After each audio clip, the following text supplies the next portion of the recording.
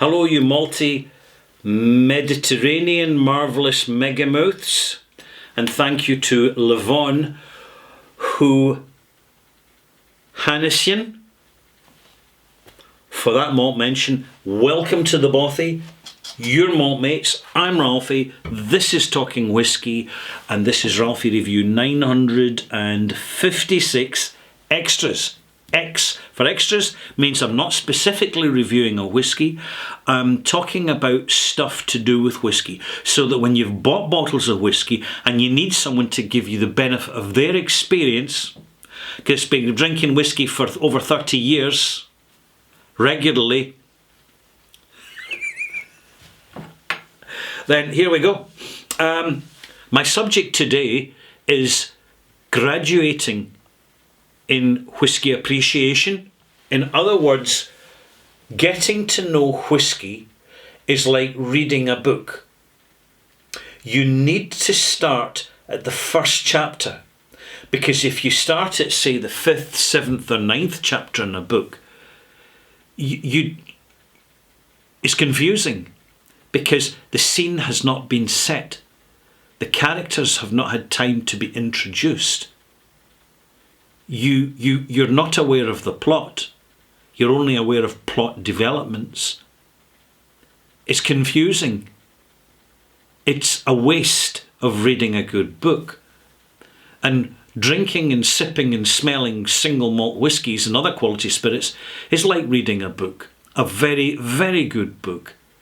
We get a lot more out of it if we really take our time and just mull over every word, subtlety and nuance in each chapter.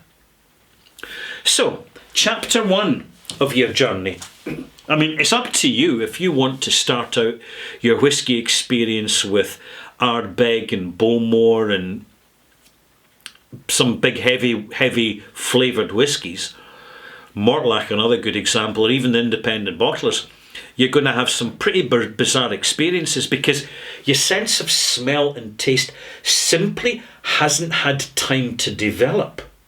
It hasn't had time to let things bed in, settle down, and time for the mind to interpret it all in all its infinite subtleties, nuances and tiny little details, many of which are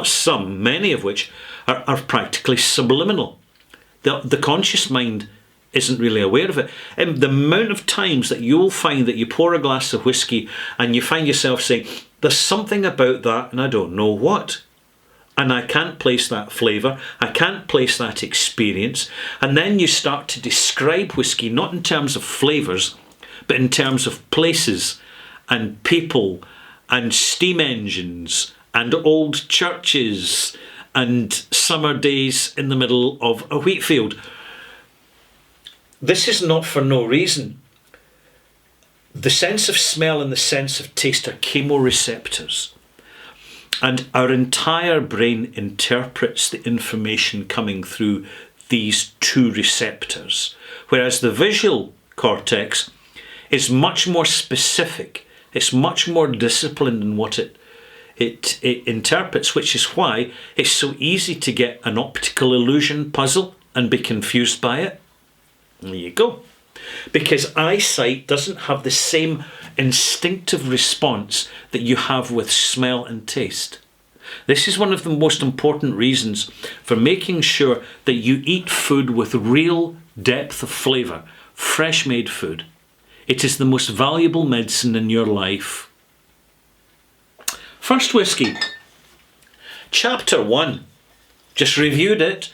Glenfiddich 12-year-old. The most standard, the most simplified, the most ubiquitous single malt experience. When you start out, when you get your bearings with that, and you say, well, I want to move on to something else, you don't have to finish the bottle first, malt mates. Just put the cork on it. It's going to last fine for, 10 years? So long as you store it in a cooler temperature, away from sunlight, you'll be fine. This is chapter 1. This sets the scene. This gives you a nice, soft, kind introduction to your whisky. Chapter 2, you're going to go for another basic official bottling, widely available. It's at a good price, but there's a lot more dynamics going on it. And here it is. I've reviewed this recently. Anok from Knock 2 Distillery. It's the 12-year-old. Bottled at 40%, chill filtered. There's a little bit of caramel colour added. They haven't added too much, but hey, for the price, you're getting a decent whisky. Despite the fact that it's sanitised, it's castrated with chill filtration. They both are. But that gives you ease of access. So it's a good place to start. I criticise chill filtration. I criticise the addition of caramel colourant in good quality single malts at higher prices, because I suspect they're just, their purpose there is to actually sanitise the brand and dumb it down the experience. With these, they're simple, straightforward, cheap, relatively cheaply priced, available single malts.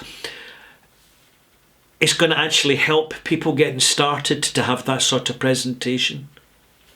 See, the more alcohol, the more flavour, and with more flavour and an experience, the more confusion. There you go. So where to next? Well, you're going to explore some of the stronger flavoured whiskies, because these two are very different. They're both Speyside, although some will call this Highland, but bear in mind, many Speyside whiskies describe themselves as Highland to deliberately confuse people. Yeah, seriously. Just for the record. So you'll get something just to try it out. Here's a good choice, Laphroaig Lower. More expensive, but you're getting a higher strength whisky at 48%. Sure, it's been chill filtered and it's got some caramel colour added, because that's what Laphroaig do to all their official bottlings. It's sacrilege. It really is. This is why independent bottlers can get higher premium for the same whisky, because of the calibre of presentation. But when big companies own important distilleries, you inevitably get dumbed down product. And quote me on that. Feel free to quote Ralphie on that, because that's just what I said. It's in their nature. But here we go. It's competent. Sherry, matured, slightly older, mixture of younger and older whisky. It's decent, and it's certainly different. Very different from that, and hugely different from the Glenfiddich.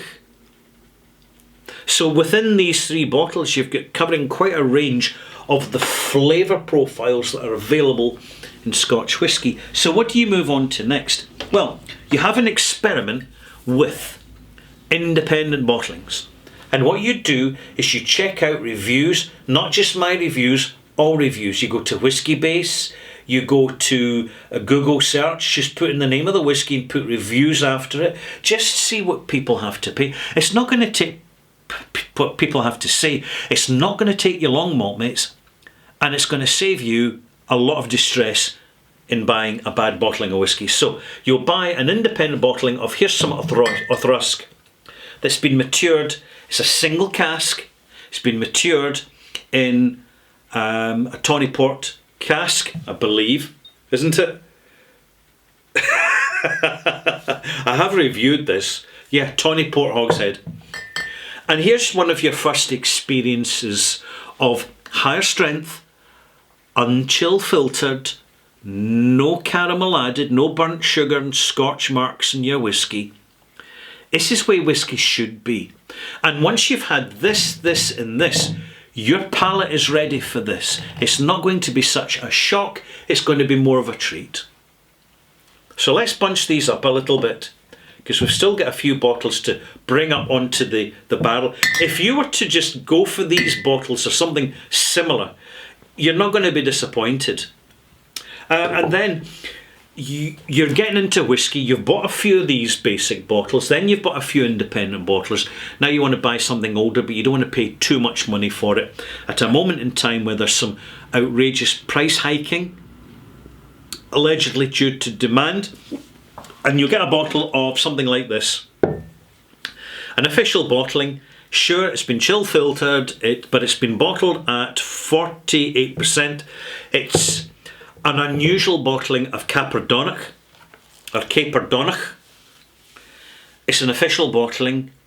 I generally don't buy Pernod Ricard official bottlings because the quality, in my opinion, is pretty mediocre. It's as if they go out their way not to use their best casks. They just use whatever casks available. But that's part of the culture that you get in Pernod Ricard that I've noticed over the years.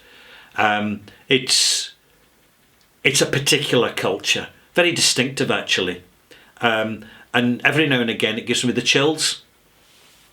But this is an unusual Capardonnach.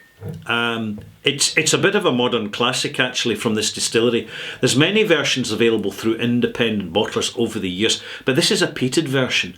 And this is a Speyside whisky behaving more like an Islay due to the provenance of the casks, the circumstance of the bottling, and also it's a piece of history. You know, the bottles available for Capardonnach are just getting older and older and vastly more expensive. This is the youngest one officially. It's the most affordable one, although it's expensive, but you're tasting a genuine piece of history. And you'll never have that opportunity again with this particular single malt brand. And finally, you're really splashing out now. You're either going to buy this at a retailer if you can find it, or probably at auction now. This is where you're reaching the upper limits of your budget. And what you want is, you know how great Ardbeg used to be, and what you want is a blast of what Ardbeg could be and should be, but unfortunately is such a disappointing situation with recent bottlings, which are just failing to maintain the reputation. But this is Ardbeg Trevan, 19-year-old, official bottling, single malt, and it was available when it first came out at a reasonable price. It's going to be definitely a lot more at auction, but it's seriously good for what it is.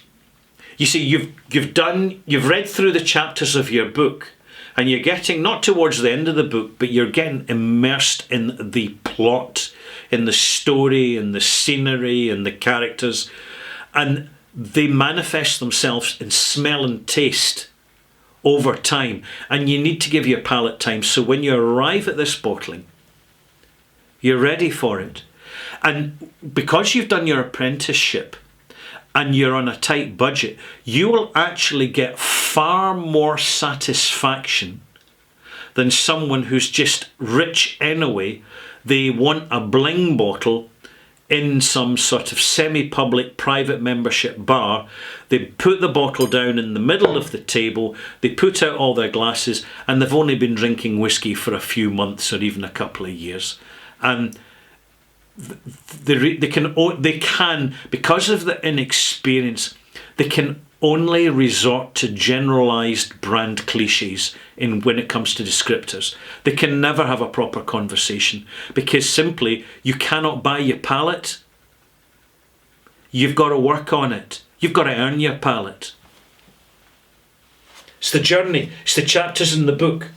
And I hope this helps you, particularly if you're just starting in whiskey. I'm just giving you the knowledge here, the experience, to help you on your way, because what will happen is that you're going to learn a lot faster and a lot quicker than I ever could. Just at a time where world-class spirits, quality spirits, are exploding in a way which has never been seen before historically. These are the most interesting of times, maltmates, and I wish you luck reading your book and making your journey. I'm Ralphie. This is Ralphie Review 956 Extras, and I am going to put the kettle on now and make a cup of tea, and perhaps, with the fire on, and in the silence of a gentle winter's night, I may pour a few of these in a wee row, and slowly, carefully, methodically, and sensibly sip my way through them, knowing that it is one of the best ways that you can possibly find of having fun on your own. Bye-bye.